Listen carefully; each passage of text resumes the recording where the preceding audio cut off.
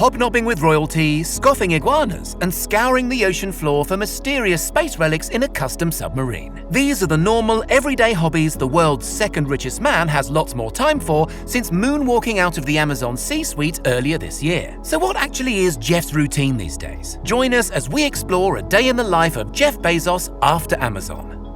Jeff Bezos is not a fan of alarm clocks. Instead, he prefers to hit the sack early and wake up in his own good time, preferably after a solid 8 hours sleep. 8 hours of sleep makes a big difference for me, and I try hard to make that a priority, he told Arianna Huffington's Thrive Global. Apparently, less sleep makes him moody. Why does that matter? Because he's a decision maker. As a senior executive, you get paid to make a small number of high-quality decisions. He recently told an awed assembly at the Economic Club of Washington. Your job is not to make thousands of decisions every day. If I make like 3 good decisions a day, that's enough. Or, as Bezos rather philosophically expressed it during a Princeton University commencement address, in the end, we are our choices. So we know he's well rested when he wakes up. No longer beside his ex-wife Mackenzie, but most likely new squeeze Lauren Sanchez. Sanchez is a helicopter pilot, by the way, and an Emmy-winning journalist. She also, fun fact fans, had a brief cameo in Fight Club. Where Bezos wakes up is an interesting question. He recently splashed out $78 million on a remote Hawaiian ranch for himself and Lauren to canoodle in, but that's only a tiny corner of his vast real estate empire. In fact, Jeff Bezos is the 25th largest landowner in the United States. There's the legendary 9-acre Jack Warner estate in Los Angeles, bought last year from music mogul David Geffen for $165 million. It has a 9-hole golf course in its grounds. There's a totally separate cluster of Beverly Hills mansions also owned by Bezos, a sprawling 4-story condo on the Upper West Side of Manhattan, and a separate multi-story 15-bedroom condo a short taxi ride away from that in the Flatiron district. There's also Bezos' $23 million 10-bedroom Washington, D.C. mansion, the largest in the city, in the same neighborhood as the Obamas. Security-conscious Bezos also bought the mansion next door, and the one over the road, because why not? That one has an elevator and a 700-bottle wine cellar. And don't forget his $118 million property in Medina, Washington state, and the mansion next door to that. Not to mention his 400,000-acre corn ranch in Van Horn, Texas, which sleeps 12 and serves as the base for Blue Origin, his wannabe space company. Anyway, let's say he's woken up well-rested at one of his ultra-lavish properties. I like to putter in the morning, he told the Economic Club of Washington, D.C. I like to read the newspaper, I like to have coffee, I like to have breakfast with my kids before they go to school. Very little is known about his kids. His eldest, Preston, was born in 2000 and attended Princeton University. He has 2 younger sons and a young daughter adopted from China. At some point in Jeff's day, it's safe to assume he works out. Tech nerds don't get that ripped without lifting after all. Presumably, one of his houses has space for a modest home gym. What about work then? Just because he's retired as Amazon CEO doesn't mean his inbox isn't as bursting as his shirt. I do my high IQ meetings before lunch, he reveals. Anything that's going to be really mentally challenging,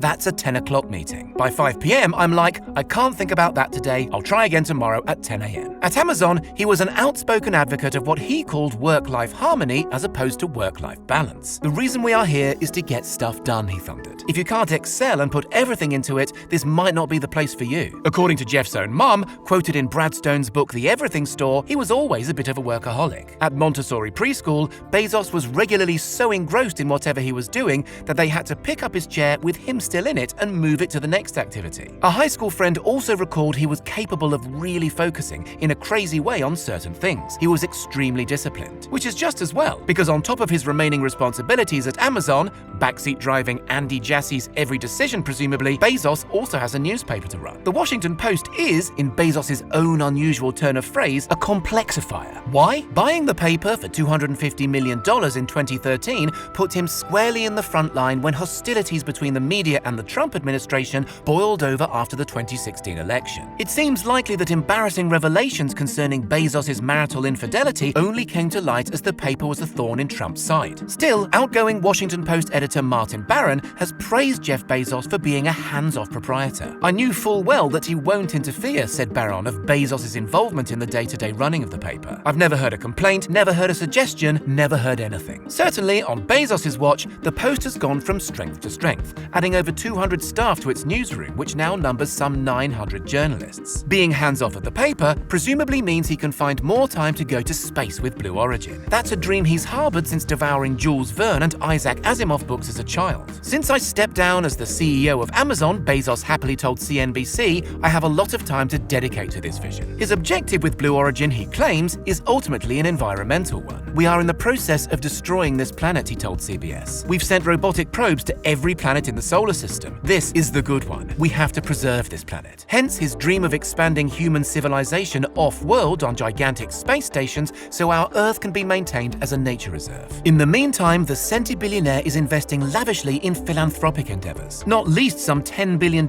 he set aside for the Bezos Earth Fund, which goes about putting his vast wealth to work supporting on-the-ground initiatives, practical policy design, and green tech incubators. At the recent COP26 conference in Glasgow, Bezos met with veteran environmentalist Prince Charles and Prince William to announce a new $2 billion pledge to launch soil fertility and carbon sequestration initiatives in Africa. How that squares with Jeff's 2 private Gulfstream jets worth around $150 million is a tricky question. Still, not all Jeff Bezos' largesse is directed at the climate crisis. His Day One fund has pledged $2 billion to tackle homelessness and poor quality early childhood education in the US. And perhaps surprisingly for such a famous micromanager, he's handing over these funds mostly no strings attached. So what about his hobbies? Jeff Bezos indulges in perhaps the most fabulously niche rich dude pastime you've ever heard of. To wit, scouring the ocean floor hunting for jettisoned Apollo-era rocket parts. He'll head out in a boat, often with his family in tow, often for several days at a time, and employ remote-controlled submarines to hunt down undersea debris. The stuff that fell away during launches in the 1960s or crashed back to Earth on re-entry in the 70s. "We found so much," gushed Bezos on an intense blog post. "We've seen an underwater wonderland, an incredible sculpture garden of twisted F1 engines. Many of the original serial numbers are missing or partially missing, which makes mission identification difficult. Each to their own. What else does he like doing? Watching Star Trek, of course. He's such a fan that he arranged, paid presumably, to be cast as a Starfleet official in Star Trek Beyond. Not to mention launching his boyhood hero William Shatner into space on a rocket early this year. 'Cause why not? It's hard to say what he eats, but he definitely ate iguana at least once at an Explorers Club dinner in New York. The idea of the dinner was to highlight that iguanas are now an invasive species and frequently carry salmonella. Bon appetit, I guess. Elsewhere on the menu, wealthy patrons were served python, crickets, tarantulas, cockroaches, and a jellyfish salad. Back when he was married, he apparently did the dishes, joking, "It's the sexiest thing I do," which may well be true. So in sum,